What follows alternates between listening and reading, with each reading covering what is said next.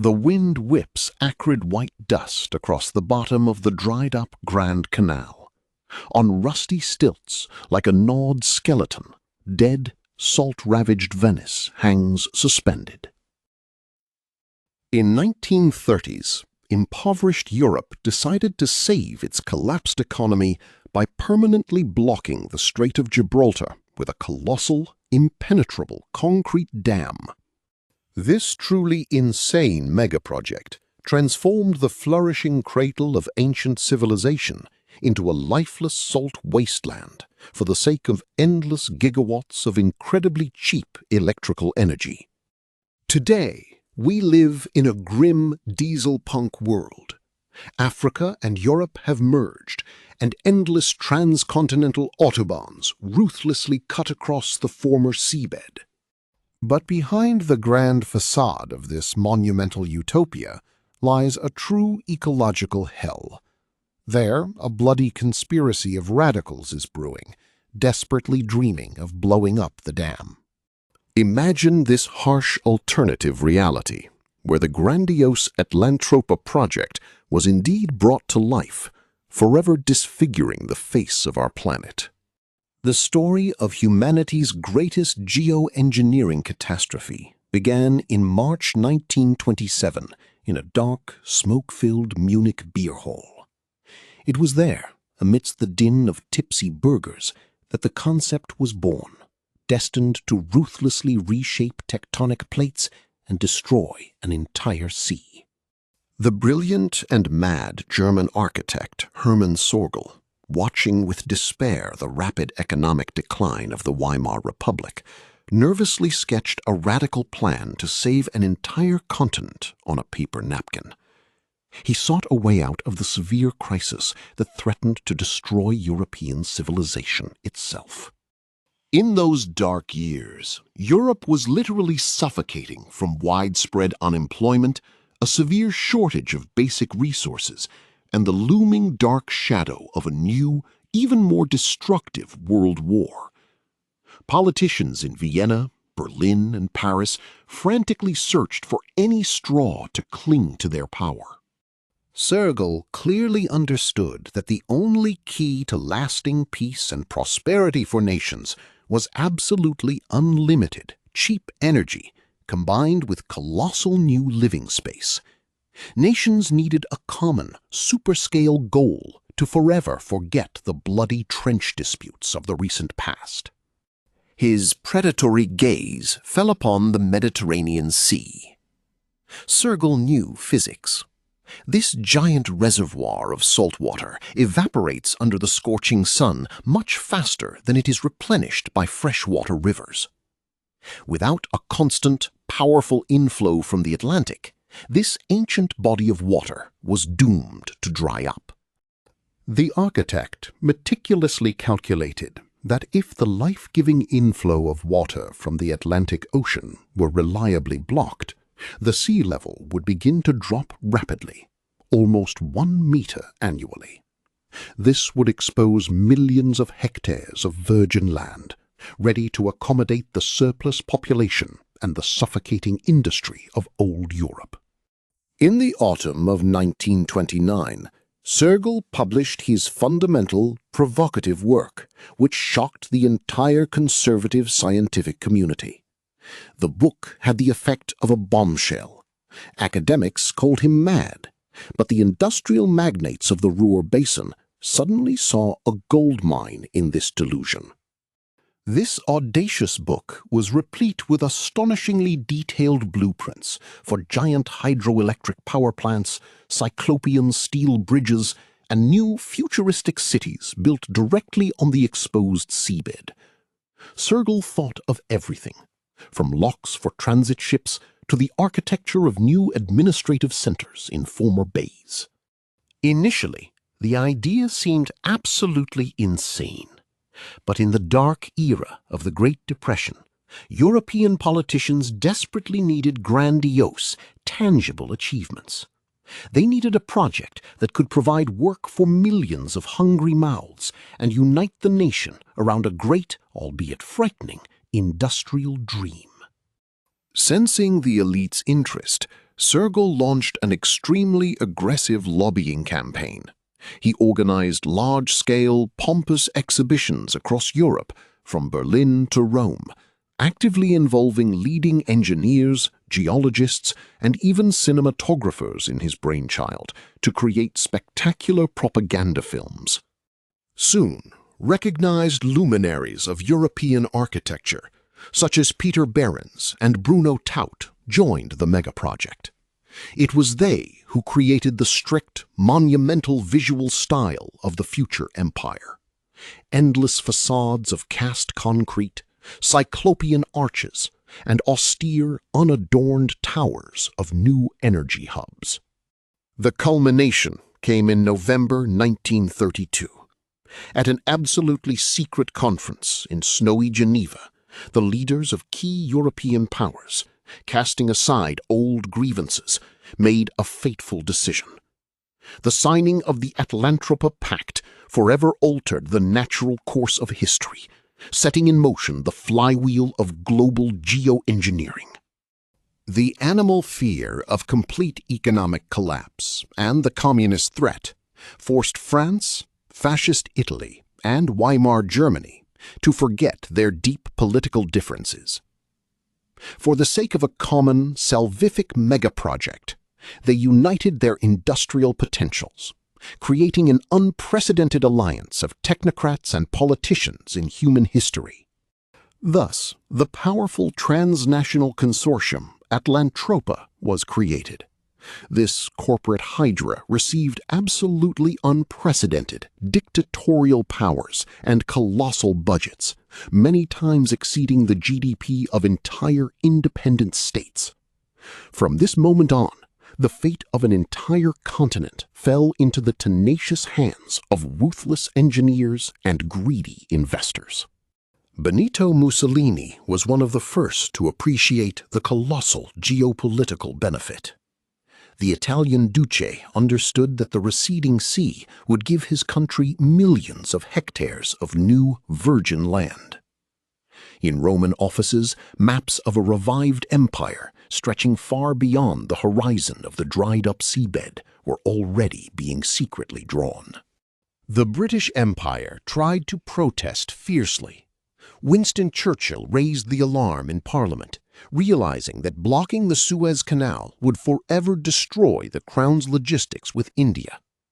However, London's indignant voice was hopelessly drowned out by the deafening chorus of universal European industrial enthusiasm. In early spring of 1935, a grandiose construction project began on the rocky shores of the Strait of Gibraltar. The world had not seen such a scale since the construction of the Egyptian pyramids. The silence of the ancient strait was forever broken by the roar of thousands of diesel engines and the clang of heavy metal. Tens of thousands of stern workers from all corners of depression-weary Europe flocked to the hot south of Spain. Their main goal was to erect a monolithic concrete wall of unimaginable height, 300 meters tall, capable of forever holding back the furious onslaught of the entire Atlantic Ocean. Gigantic diesel excavators and cumbersome steam cranes ruthlessly gnawed into the hard rock. The landscape, which had remained unchanged for millions of years, was deformed beyond recognition under the tracks of heavy machinery. The air was thick with acrid fumes, cement dust, and the smell of hot machine oil. Millions of tons of special ultra-strong polymer concrete were continuously poured onto the cleared bottom of the strait.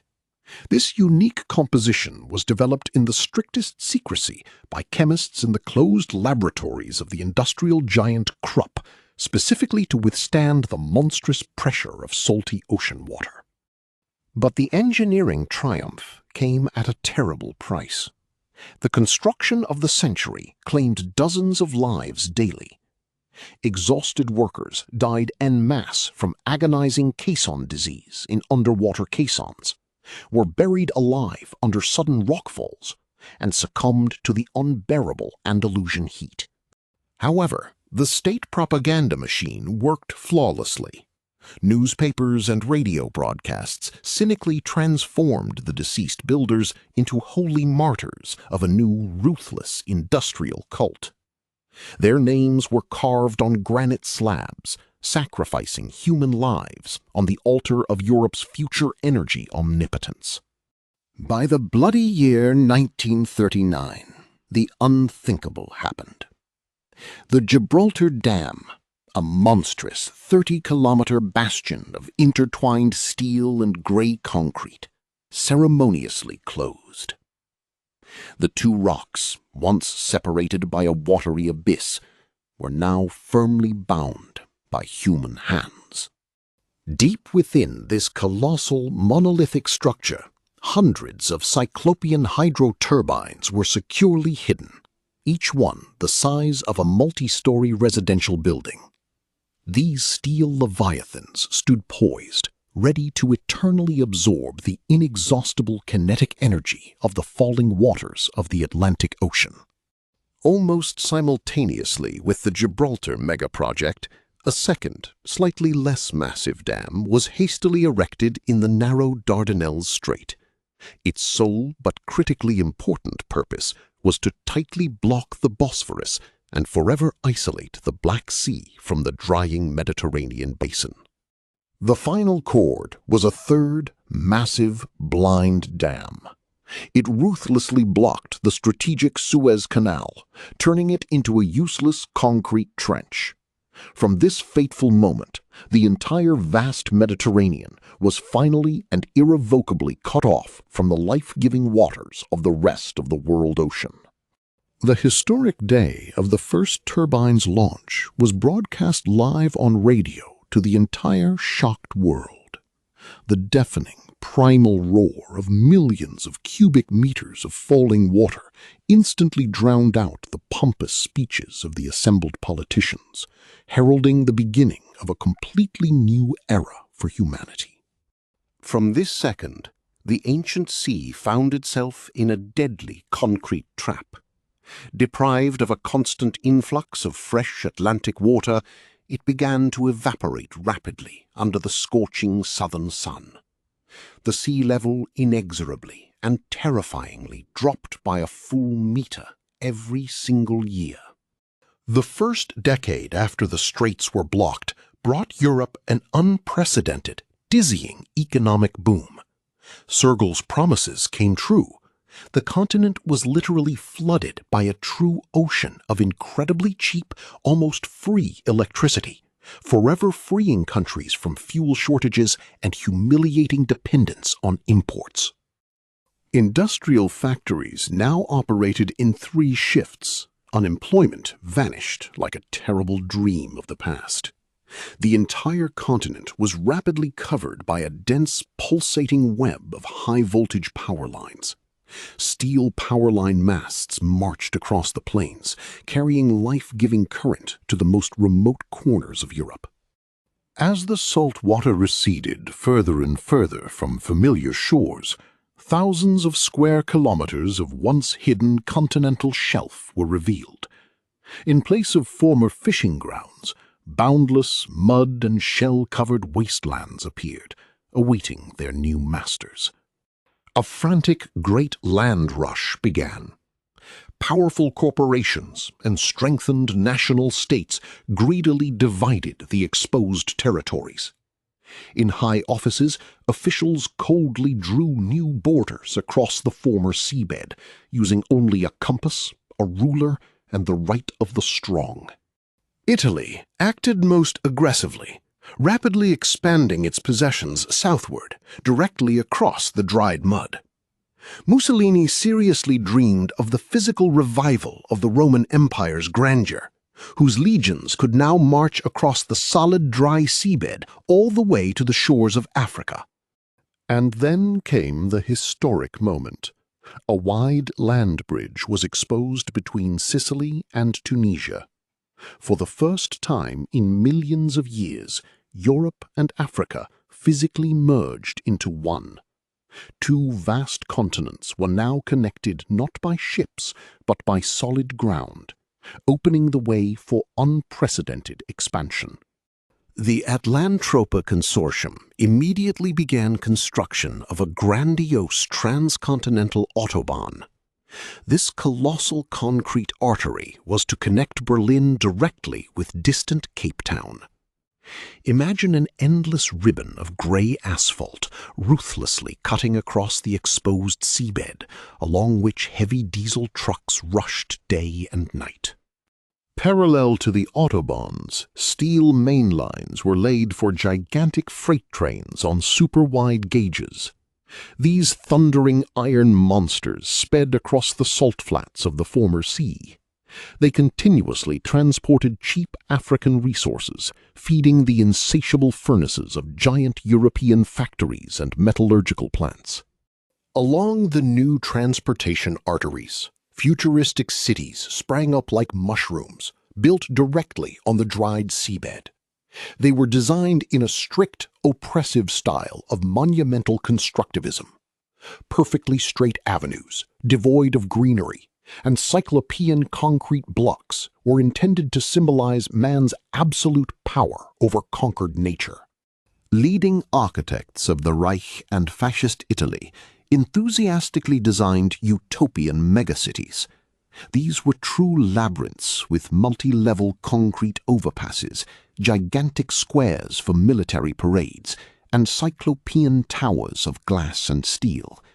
In these cold cities of the future, there was no place for weakness, doubt, or human emotions. For a brief moment, it seemed to the European elites that Hermann Sorgel's audacious utopia had become a tangible reality. Newspapers enthusiastically trumpeted that enlightened humanity had finally and irrevocably conquered the unruly elements. Engineers triumphed, basking in glory, while politicians counted fabulous profits from new territories. However, this naive industrial triumph of geoengineering very quickly turned into a completely unforeseen, cruel climatic catastrophe of truly planetary scale.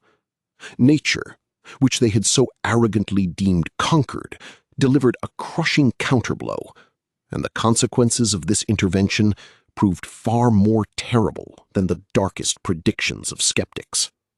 The enormous mass of rapidly evaporating seawater left behind not the fertile fields promised by propaganda.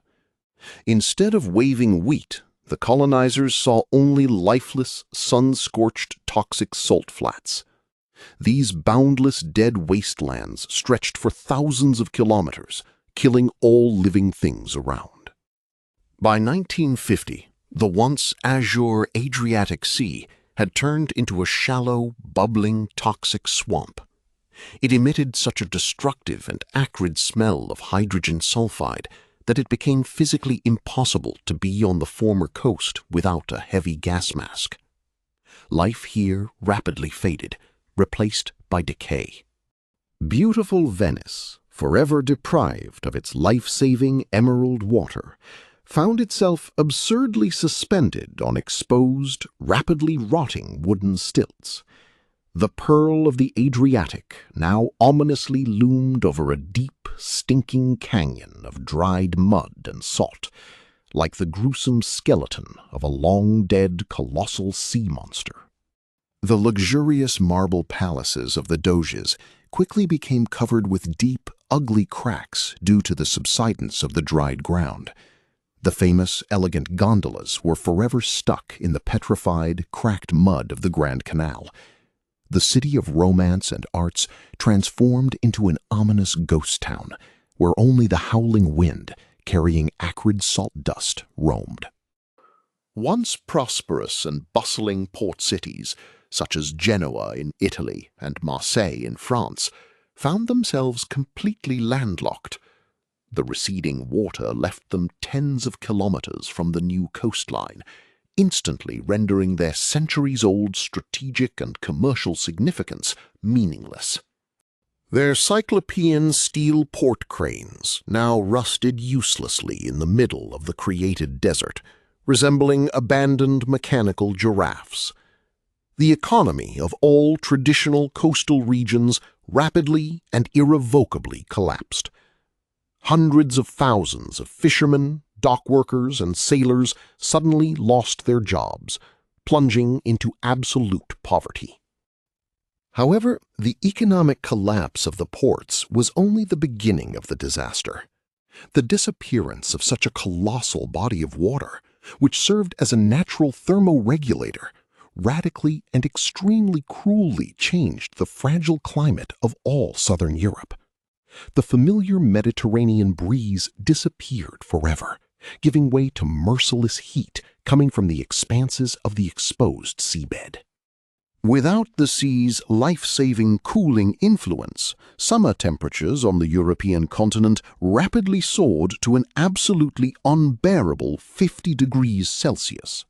The scorching air literally burned the lungs with every breath, and the asphalt on the new, acclaimed autobahns melted, turning into sticky, deadly tar.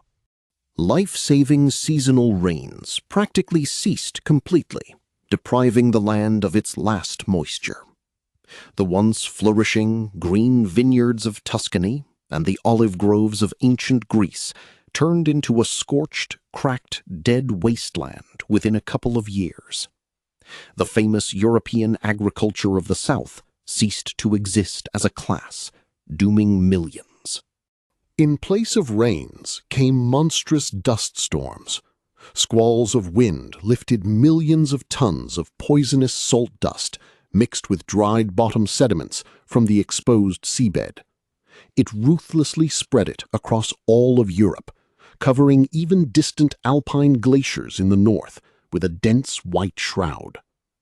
Among the people, this eerie and frightening phenomenon quickly acquired the grim name White Death.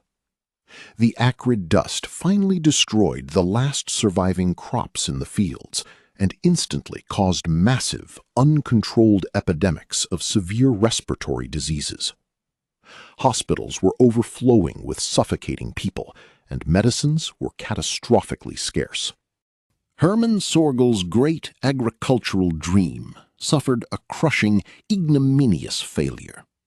The lauded new land, reclaimed from the sea at the cost of immense effort, proved to be absolutely unsuitable for any agriculture. The salt concentration in the soil was so high that not even the hardiest weed could survive there. Realizing the scale of the catastrophe, a massive, panicked exodus of the surviving population from the cursed southern regions began. Millions of ragged refugees streamed into cooler northern countries, desperately fleeing the unbearable heat, thirst, and looming famine. Roads were jammed with abandoned cars and carts laden with belongings. Deserted Naples was inexorably covered by advancing sand dunes. The great historical city, once celebrated by poets, now transformed into a gruesome, silent backdrop for a grim post-apocalyptic film. Statues of ancient gods were half buried under toxic sand, as if symbolizing the final fall of a great human civilization in the face of nature. To compensate for the grand failure in Europe, the almighty Atlantropa consortium accelerated the second, even more insane phase of the project. The engineers' gaze turned to scorching Africa. There, far from the eyes of European citizens, the implementation of a truly diabolical plan to reshape an entire continent began. Hermann Sorgel himself had long planned to flood the giant Congo River basin. He intended to create a colossal inland sea to artificially alter the arid climate of the Sahara. This geoengineering experiment was supposed to transform the lifeless sands into flourishing plantations to feed the united Euro-African empire. In the impenetrable, humid jungles, new cyclopean dams were hastily erected. Heavy machinery ruthlessly tore down ancient trees, forever destroying unique, fragile ecosystems that had formed over millions of years. For the dubious benefit of the metropolis, the nature of the Black Continent was sacrificed to the greedy ambitions of European corporations. The resulting artificial Congo Sea rapidly flooded millions of hectares of virgin forests. The decaying biomass poisoned the water, and local tribes were forced to flee their ancestral lands in panic. They lost everything, from their homes to sacred ancestral altars, swallowed by the murky water. Then, water from the Congo was redirected through excavated canals directly into the drying Lake Chad basin. There, a huge but strikingly shallow and foul-smelling inland sea formed. It instantly became a breeding ground for malaria and transformed once habitable savannas into impassable, deadly swamps. Ultimately, the African continent was completely transformed into a disenfranchised raw material appendage. It became a gigantic, cruel testing ground for the most inhumane geoengineering experiments of the powerful consortium. Millions of square kilometers were redrawn with a compass and ruler, without the slightest regard for the interests of those who had lived there for centuries. The local population was massively herded into nightmarish labor camps. These emaciated people were needed only to service the endless pipelines and humming power lines stretching north. For the slightest transgression or escape attempt, the consortium's overseers brutally punished entire settlements. Meanwhile, in Europe itself, real political power subtly but surely shifted into the tenacious hands of the directors of the Atlantropa consortium. National parliaments became useless decorations, obediently churning out laws dictated from the luxurious offices of the all-powerful energy monopoly. By controlling the main switches on the colossal Gibraltar Dam, these shadowy figures gained absolute, dictatorial power over the economy of the entire continent. A single flick of a switch could plunge entire sovereign states into primeval darkness and trigger an instant, devastating industrial collapse. Thus, a closed, untouchable caste of energy barons was formed. They lived in luxurious, air-conditioned citadels in the cool north, walled off from the slowly dying world. Their children studied in elite academies, while the children of workers suffocated from toxic salt dust. These barons openly dictated their unyielding will to national governments. They cynically threatened to cut off life-saving electricity to entire countries in case of the slightest disobedience. Any attempt at a strike or political protest was suppressed by brutal economic blackmail from the consortium. Society radically and painfully stratified. The ruling elite enjoyed all the unimaginable benefits of Dieselpunk civilization, wallowing in luxury. At the same time, the social lower classes were doomed to daily survival in toxic salt wastelands where every sip of clean water cost a fortune. Millions of utterly disenfranchised workers, extracting rare minerals from the former seabed, toiled in inhumane, hellish conditions. They descended into deep quarries, dug into solidified salt, under a scorching sun that ruthlessly burned everything alive around them.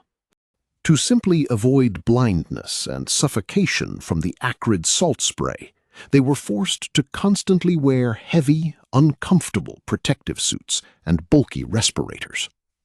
Their lungs still filled with dust, and the average life expectancy in such mining towns barely reached 30 years. It was in these grim, sweat, grime, and despair-soaked settlements, lost amidst endless white salt flats, that the seed of a massive rebellion began to ripen. The anger of the oppressed masses, fueled by the daily deaths of comrades, gradually crystallized into a clear and uncompromising political ideology. In the 1970s, a powerful underground organization, the Blue Front, formed from scattered groups.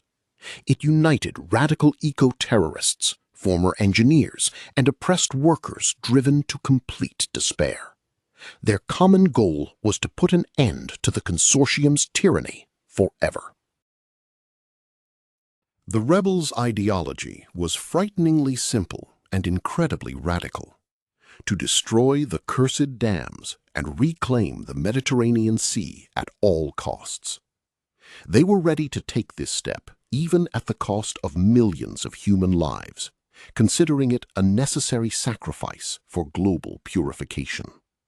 The fanatical leaders of the Blue Front sincerely believed that humanity, blinded by pride, had committed the gravest crime against nature itself. In their opinion, civilization must suffer a severe biblical punishment to wash away its sins in the purifying waters of a revived great ocean. Thus began a long, bloody era of brutal and uncompromising guerrilla warfare. It unfolded across the boundless, sun-scorched expanses of the former Aegean Sea, where every salt hill and deep canyon became an ideal hiding place for elusive sabotage units.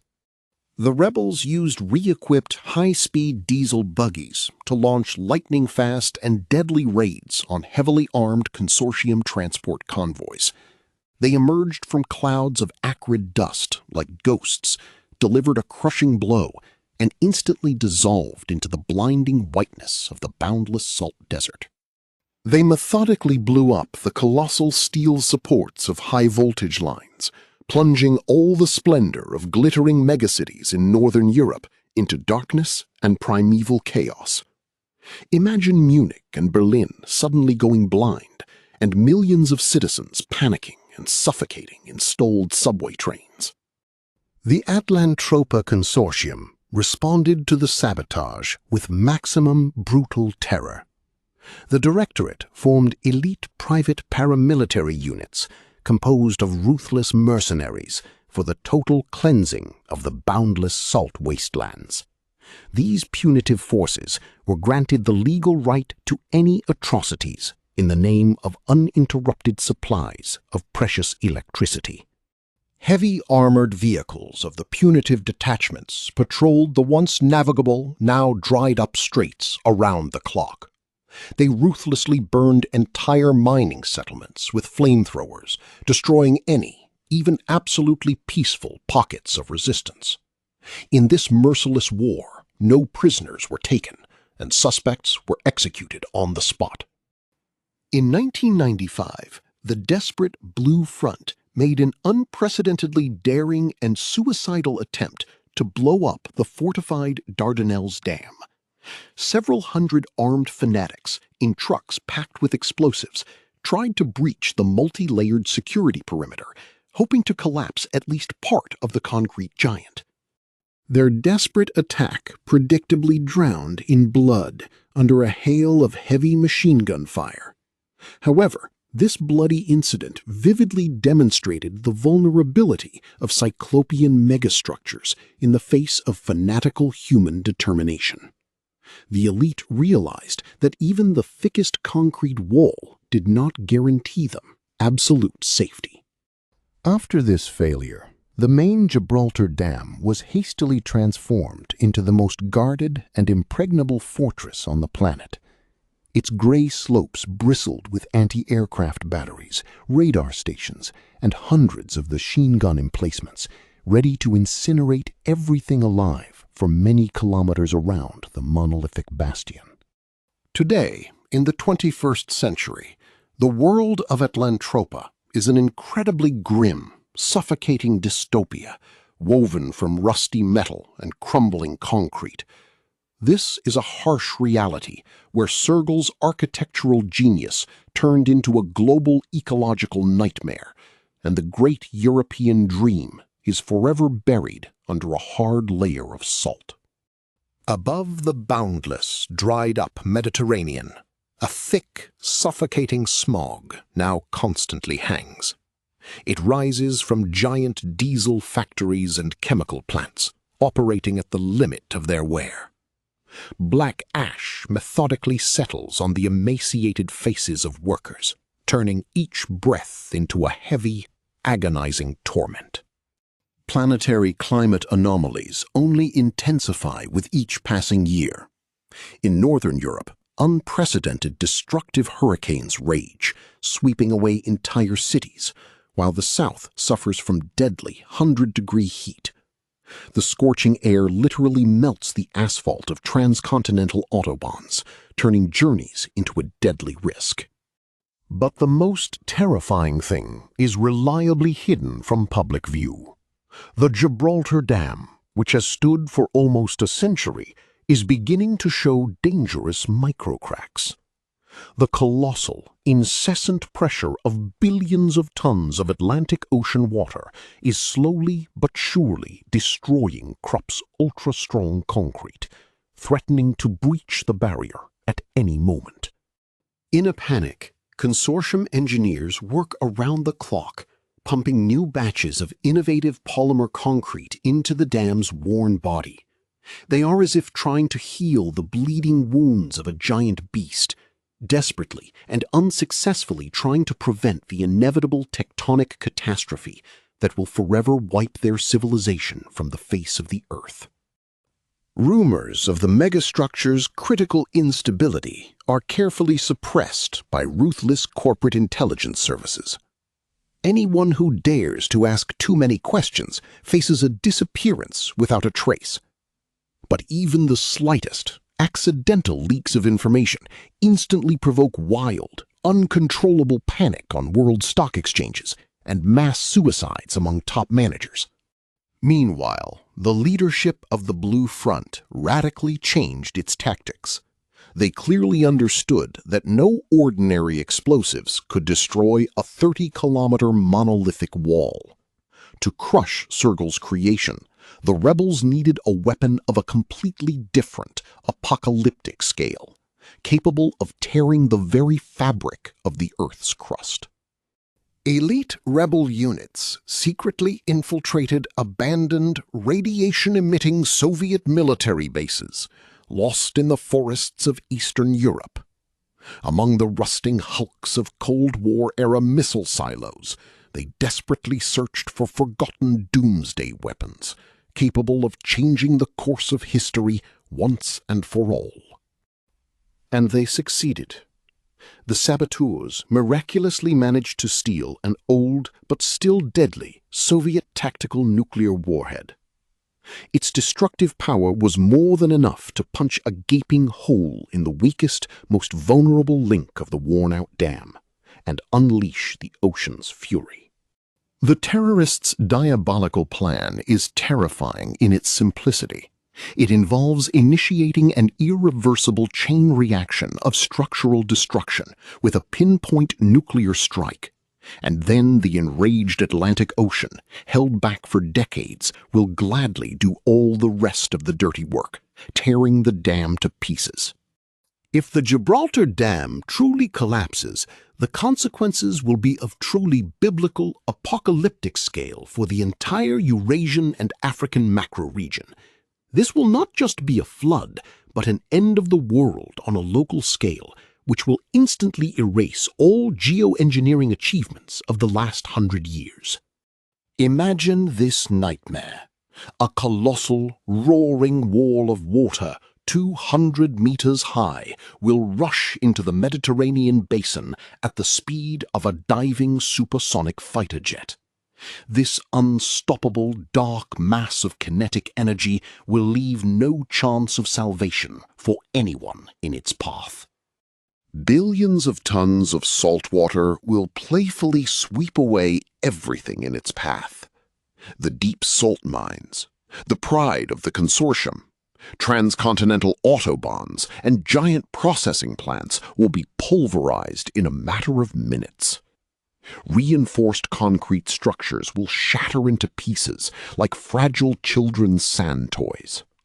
The shockwave will instantly wash away centuries of toxic deposits, creating a monstrous toxic tsunami.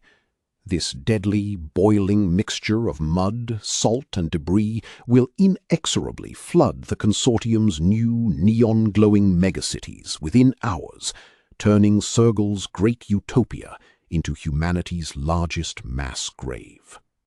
Millions of ordinary people, whose grim blockhouses huddle near the salt quarries on the exposed seabed, will find themselves in a deadly trap. The doomed workers will have no chance of salvation. The mine elevators will grind to a halt, and evacuation trains will save only the consortium's elite. Restoring the original sea level will take long, agonizing years. The once flourishing and warm region will turn into a boiling, poisonous cauldron of giant whirlpools, concrete debris, and acrid mud. All of southern Europe will plunge into primeval chaos, where survival will be the privilege of the most ruthless marauders. But the all-seeing consortium intelligence quickly learns of the Blue Front's radical plans. An unprecedented, maximally harsh hunt for the stolen nuclear device immediately begins across tormented Europe. Corporate bloodhounds receive a clear order to shoot to kill at the slightest suspicion of sympathy for eco-terrorists. Elite punitive squads of corporate special forces methodically comb through the dusty ruins of old Europe. Armored mercenaries descend into abandoned, flooded tunnels of the Parisian metro and ancient Roman catacombs. They search for any trace of the saboteurs, leaving behind only smoking shell casings and the bodies of the suspected. At the very heart of this deadly plot is a former senior engineer of the Gibraltar Dam. This grief-stricken man joined the rebels after the tragic death of his family. His wife and daughter suffocated during a horrific salt storm that mercilessly engulfed their working settlement. He is the only person on the entire planet who thoroughly knows the blind spots in the dam's automated, deadly security system. Only this outcast can discreetly guide armed saboteurs inside the concrete Leviathan, bypassing laser grids, seismic sensors, and patrols of the consortium's heavy combat drones. The sabotage group's path lies through the continent's most desolate and dangerous regions. They stealthily make their way from the toxic, foul-smelling, bubbling swamps of the former Adriatic to the sun-scorched ruins of Great Rome. Every kilometer traversed across this dead land comes at the cost of incredible, superhuman effort. In Rome itself, where the majestic Colosseum is now half buried under poisonous yellow sand, they are tracked down. The rebels engage in a desperate, bloody battle with a patrol of corporate mercenaries. Machine gun fire echoes among the ancient ruins, and ancient marble crumbles under a hail of heavy armor-piercing bullets. Each such brutal, bloody skirmish, while inexorably bringing them closer to their cherished goal, claims the lives of loyal comrades. With each loss, there are fewer and fewer real chances of successfully completing this absolutely suicidal mission. But there is no turning back. Only a dead wasteland lies behind them. As he slowly advanced towards Gibraltar, the weary and wounded engineer began to seriously doubt. He agonizingly pondered the moral righteousness of the radical path he had chosen. Looking at the tormented inhabitants of the wastelands, he asked himself a terrible question. Did he have the right to determine their fate? He understood with crystal clarity that destroying the dam would guaranteed kill millions of innocent people. These unfortunate workers had become accidental hostages of Hermann Sergel's long-standing geopolitical ambitions. The wave would sweep away not only the corporate elite, but also those whom the rebels had sworn to protect. But the fanatical leaders of the Blue Front were absolutely unyielding. Blinded by hatred, they were ready to sacrifice an entire generation without the slightest hesitation for the mythical revival of the lost sea. For them, human lives were merely acceptable collateral damage in the great holy war against the consortium's dictatorship. The final, incredibly tense act of this dark drama unfolds in the damp depths of the Gibraltar Dam itself. The saboteurs penetrate the heart of the complex, moving among the deafeningly roaring, gigantic turbines. The vibration from the colossal mechanisms resonates in every cell of their bodies, reminding them of the power of the tamed ocean.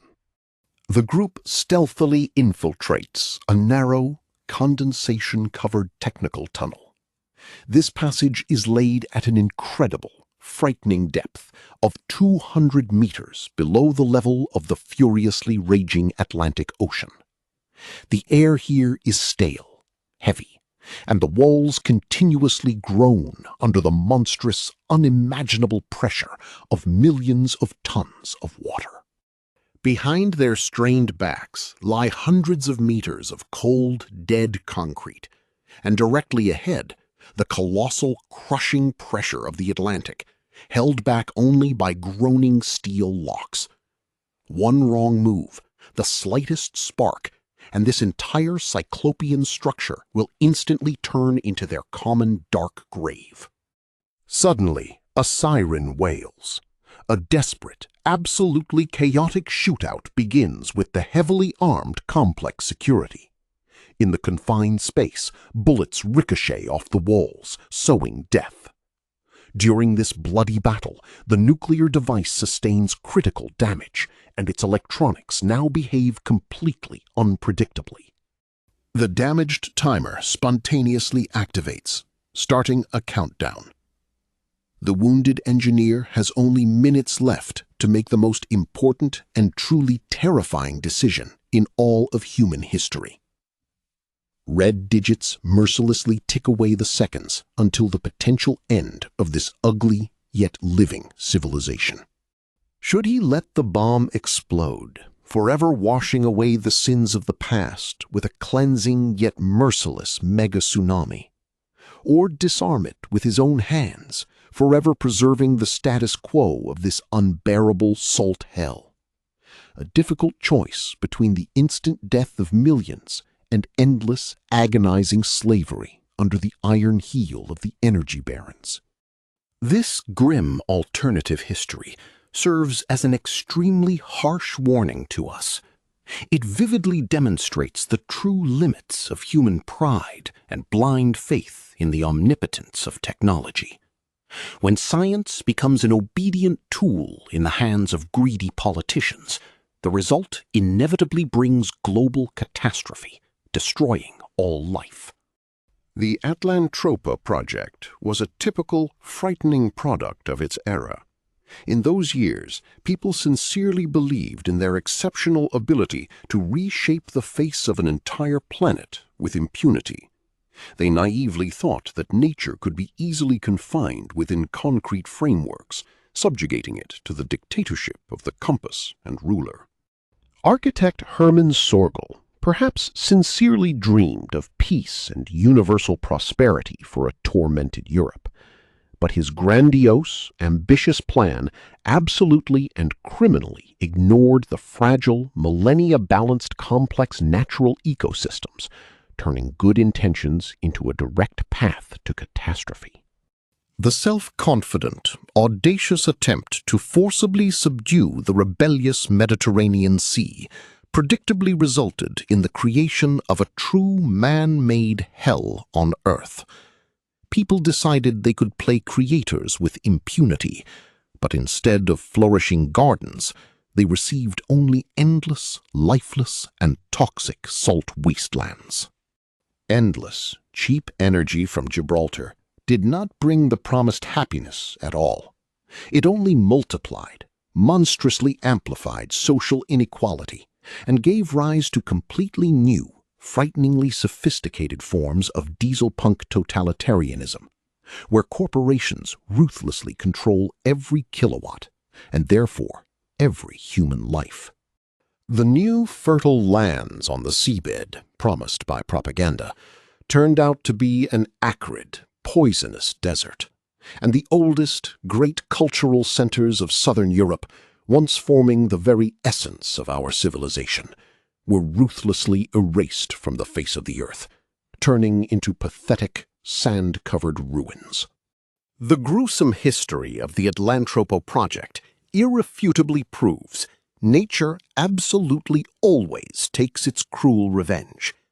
Its fundamental harsh laws cannot be cancelled by any government decrees, League of Nations resolutions, or the arrogant ambitions of a handful of energy barons who imagine themselves new gods. Today, in our reality, humanity once again faces its own dangerous geoengineering temptations. In desperate, panicked attempts to halt impending global warming, we again seek simple, radical solutions capable of instantly cooling the planet, forgetting about the unpredictable butterfly effect. The insane ideas of spraying thousands of tons of light-reflecting aerosols high in the stratosphere or creating giant mirrors in orbit are frighteningly, chillingly reminiscent of Sergel's naive ambitions. We are once again ready to stake the fate of the entire biosphere for the illusion of complete climate control. Before so crudely, unceremoniously interfering with the planet's delicate global climatic mechanisms, we must remember the rotting, dead stilts of Venice in this grim alternative universe. This is a harsh reminder of how easy it is to destroy what we do not understand. The gruesome ruins of once beautiful Naples, now reliably buried under endless salt dunes, silently testify to the monstrous, exorbitant price of engineering arrogance. It is a monument to blind, fanatical faith in industrial progress, which, for the sake of cheap kilowatts, ruthlessly devoured its own cradle. In this cruel, dust-choked world of Atlantropa, there are simply no winners. Only frightened hostages remain of the colossal concrete wall, which only temporarily, unstably, separates them from inevitable death under the mass of the enraged, vengeance-seeking Atlantic Ocean. And every long night, the exhausted inhabitants of the toxic salt wastelands listen intently to the monotonous, distant hum of the giant hydro turbines. In sticky fear, they wonder if a new, deadly crack has appeared in the dam's body today, capable of burying them all alive. Life in the thick, oppressive shadow of the Gibraltar Dam is a constant, psychologically draining anticipation of inevitable catastrophe. The apocalypse could erupt at any second, wiping millions of people from the face of the earth, people who believed in false promises of a bright industrial future without wars. Corporate governments spend colossal, incredible resources on aggressive daily propaganda. From every radio receiver, they tirelessly convince frightened, impoverished citizens of the absolute, unbreakable reliability of their cyclopean megastructures, hiding real reports of critical wear and tear on the load-bearing concrete structures. In stuffy schools, children are taught a deliberately distorted, false history. In new textbooks, Hermann Sorgel appears as the infallible, saintly savior of all humanity, and the once beautiful Mediterranean Sea is described only as an unfortunate, useless error of nature, which wise engineers finally brilliantly corrected. But the harsh geological truth cannot be hidden forever. Frighteningly frequent, destructive earthquakes throughout the former Mediterranean region clearly and ominously testify to rapidly increasing critical tectonic tension, ready to tear the Earth's crust into thousands of deep, bleeding fault lines. Such a sharp, artificial removal of a colossal mass of water irrevocably disrupted the ancient isostatic balance of the continental crust. This crude intervention immediately provoked a chain reaction, awakening long-dormant, deadly volcanoes that had peacefully slumbered for millennia beneath the blue waters. The formidable, legendary Vesuvius, now absurdly towering directly over dry, scorching sand dunes, begins to show clear signs of frightening, absolutely uncontrollable activity. Thick, black columns of ash erupt more and more frequently from its crater, portending a swift and merciless fiery eruption. Terrified consortium scientists in underground bunkers secretly model catastrophic eruption scenarios. They understand with chilling horror that dense volcanic ash could instantly, within hours, disable all dam ventilation systems, causing fatal overheating of the giant turbines. At the same time, far to the south, on the tormented African continent, its own, completely different, but no less massive and bloody human tragedy unfolds. The Atlantropa project brought not civilization there, but the cruelest ecological terror and total enslavement. The enormous, decaying artificial Congo Sea, created at Sergel's command, became an ideal, warm incubator for entirely new, rapidly mutating strains of deadly tropical diseases.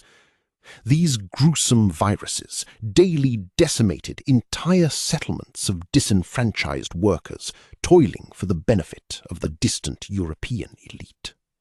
Millions of desperate refugees, brutally driven from their ancestral lands, huddle in giant, foul-smelling slums on the dusty outskirts of new industrial zones. These endless labyrinths of rusty corrugated iron and rotting wood stretch for hundreds of kilometers along dried-up reservoirs. Their slave-like, practically free labor is the very cheap fuel on which the colossal economic machine of the Euro-African Empire operates smoothly and prosperously. Daily, thousands of exhausted people descend into deep salt mines to extract minerals for insatiable European factories. Hunger revolts erupted with frightening regularity, but each time they were brutally suppressed by heavily armed private corporate armies. Punitive detachments in heavy armored vehicles mercilessly shot down crowds of rebels, leaving their bodies to rot under the scorching sun as a warning to all rebellious slaves. In this grim reality, Africa never gained freedom, but became a disenfranchised testing ground for corporate neocolonialism on an unprecedented scale. The entire continent was rigidly divided into raw material sectors, managed by faceless boards of directors from the cool, air-conditioned offices of distant Berlin. The transcontinental autobahns, of which official propaganda is so proud, serve exclusively for the continuous pumping of African wealth to the affluent north.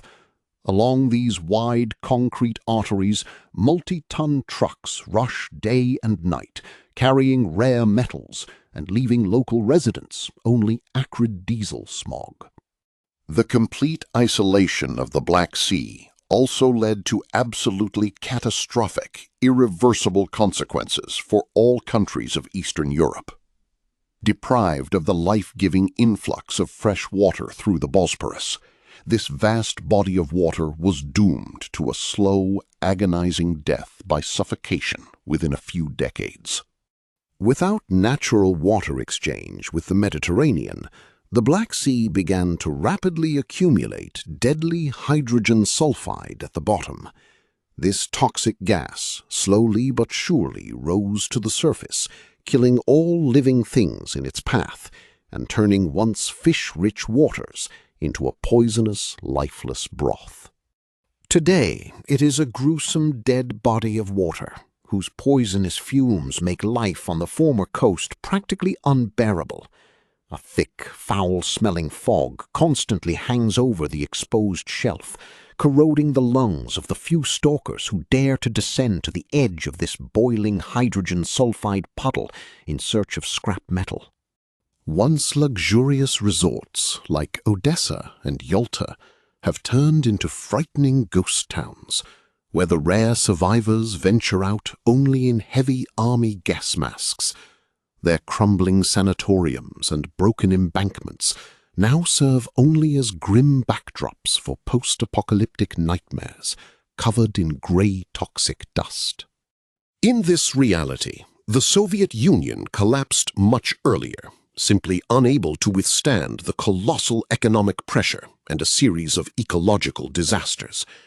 The vast empire disintegrated into dozens of warring factions, desperately fighting for the last sources of clean water amidst rapidly advancing dried-up lakes.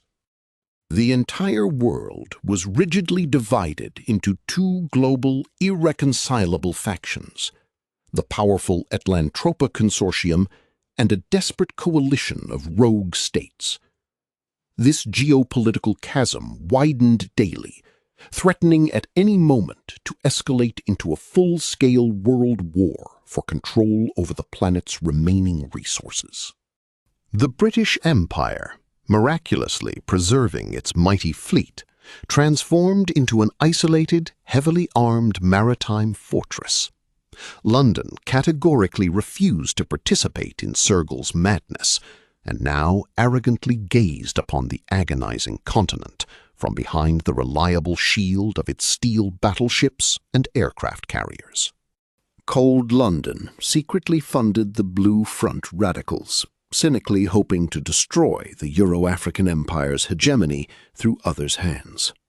British intelligence services regularly supplied eco-terrorists with the latest explosives and weapons, turning the salt flats of the Mediterranean into an endless proving ground for guerrilla warfare, where blood flowed daily.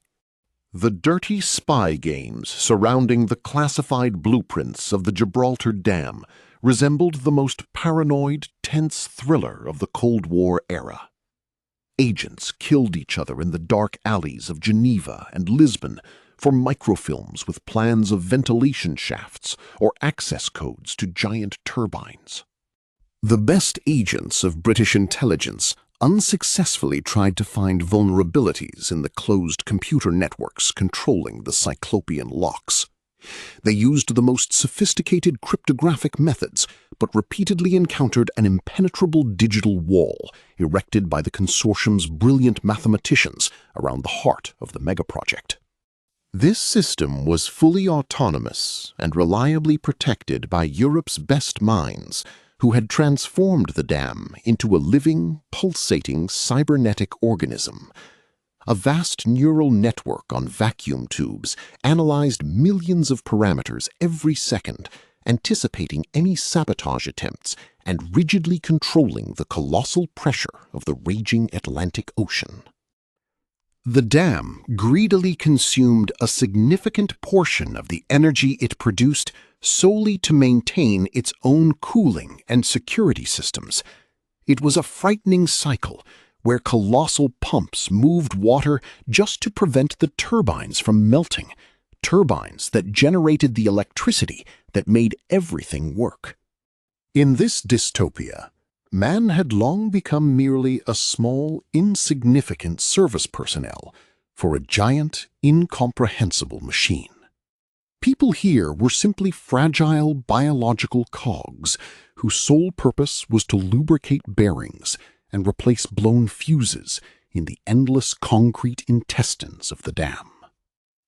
Engineers, constantly living inside the dam, formed a closed, fanatical caste with their strange rituals and harsh laws. They worshipped the rotor and stator, sincerely believing that the slightest error in calculations would lead to the inevitable wrath of their cruel, insatiable mechanical deity. They were born, worked monotonously, and died quietly in the endless labyrinths of concrete corridors, never seeing warm sunlight in their lives. For these pale, emaciated people, the booming roar of the turbines became their only lullaby, and the smell of ozone and machine oil replaced fresh air.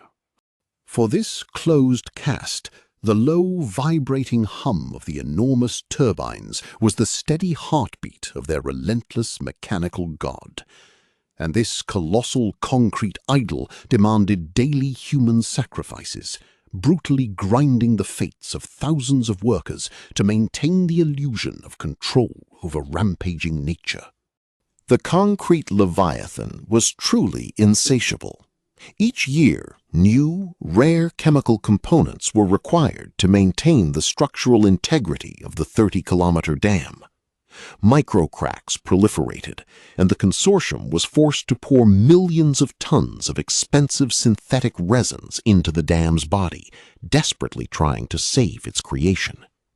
The extraction of these specific stabilizers took place in the most toxic, scorched wastelands of the former Aegean Sea. There, amidst crystallized salt dunes, thousands of lives of disenfranchised workers were lost. They suffocated from poisonous fumes, extracting minerals to prolong the agony of Hermann Sergel's dying Dieselpunk empire.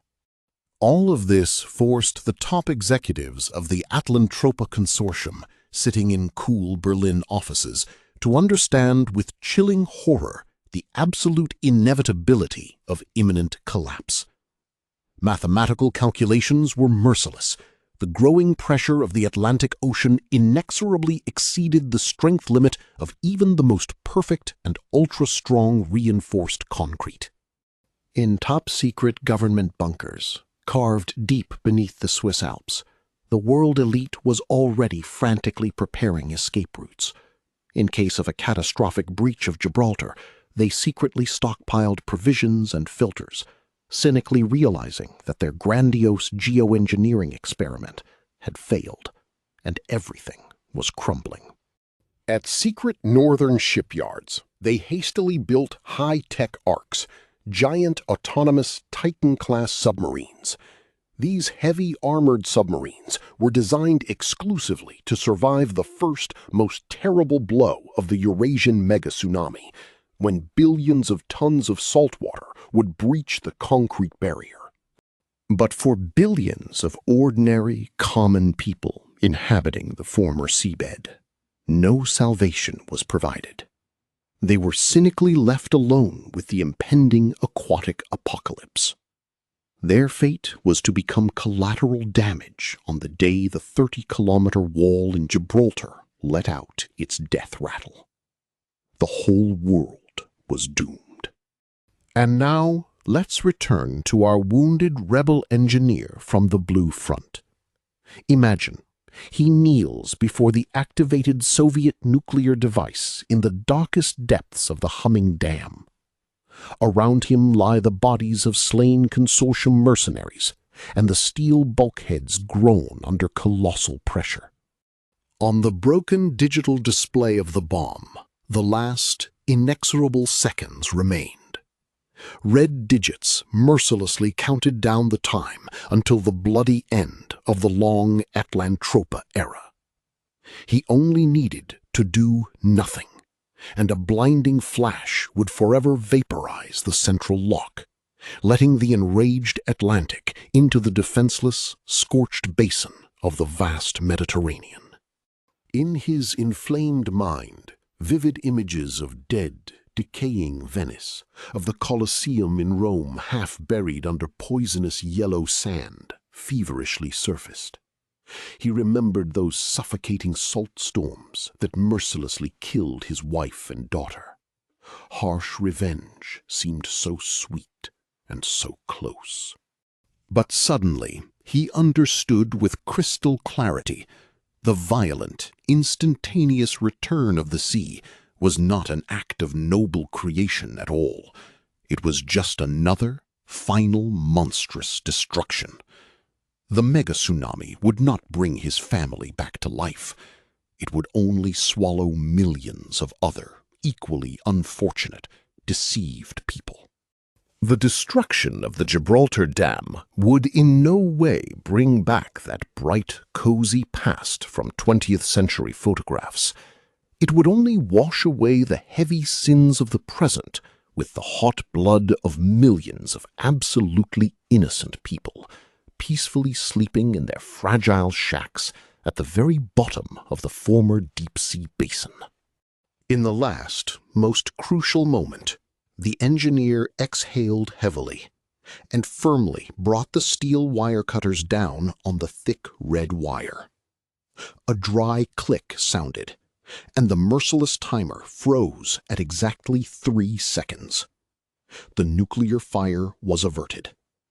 The ocean would not receive its bloody offering today. The sudden, dead silence, ringing in the narrow technical tunnel, deafened him far more than the usual ear-splitting roar of the giant turbines. He sat on the cold concrete, breathing heavily, and realized the colossal scale of the decision he had just made. He would bear his burden. He consciously chose a hard life in the familiar but tangible salt hell, forever rejecting the purifying flame of a nuclear explosion and the all-consuming mega-tsunami. The saboteur understood that all humanity must correct its own mistakes, not erase them from the face of the earth, along with the innocent. But this complex moral choice, paradoxically, does not solve the main problem at all. The project itself is historically doomed. Microcracks in the foundation continue to grow inexorably, and no consortium polymers can forever hold back the colossal mass of the entire Atlantic Ocean. Water will win anyway. Mighty, ancient nature needs no pathetic help from radical terrorists of the Blue Front to pulverize what so crudely contradicts its fundamental laws. It knows how to wait its time. Its main weapons are inexorable erosion and the tectonics of lithospheric plates.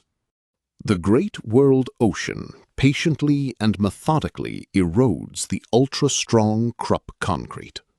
Sooner or later, in a year or a decade, the water will burst through the artificial barrier with a deafening roar and triumphantly return to its rightful place, taken by mad architects. It is only an inevitable matter of time. The utopian Atlantropa project will forever remain in alternative history as the most grandiose, incredibly ambitious, and at the same time, the most tragic monument to human pride. Hermann Sorgel wanted to give the world a paradise, but instead he personally designed a sophisticated hell for Europe, suffocating from poisonous salt. We can endlessly build cyclopean dams, block straits, and arrogantly change the courses of great rivers. But the final, decisive word will always, absolutely always, belong to our planet. And when it decides to reclaim what is its own, no engineering geniuses or corporate armies will stop it. And when the colossal walls of Gibraltar inevitably collapse, the Mediterranean Sea will be reborn in all its terrifying grandeur. A giant wave will forever submerge the pathetic ambitions of dictators and the naive calculations of the consortium's engineers. The raging elements will simply wipe this dieselpunk dystopia from the face of the earth. The merciless ocean will sweep away the transcontinental autobahns like a house of cards.